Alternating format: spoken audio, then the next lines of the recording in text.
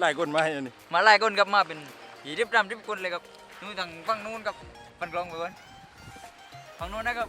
ฝั่งนู้นอยู่ประมาณ5-6 คนครับฝั่งนู้นแล้วก็ฝั่งนู้น10 คนนะครับ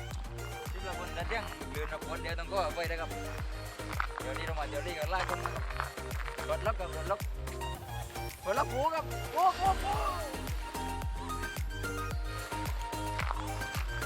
ลงน้ำเร็ว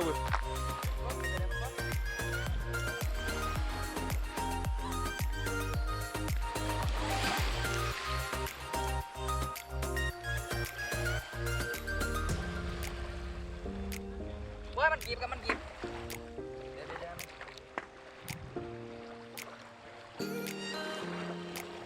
จับไปได้เดียว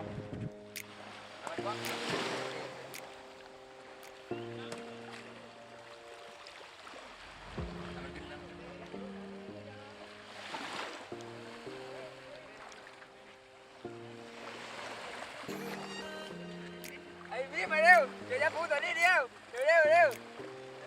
มันจะพูดเร็ว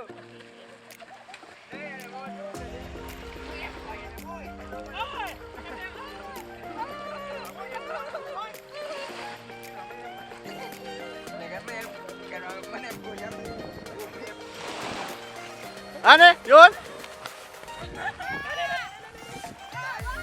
โยนปูลมกับปูลมไอ้เนี่ยกวดปูครับปูจักรจันทร์กับปูลมอันนี้ปูลมนะครับตอนได้เจอไหม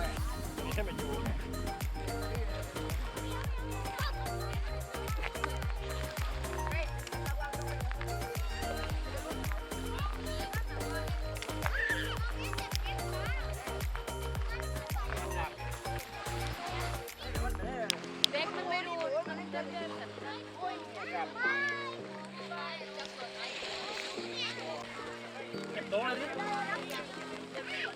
ดิ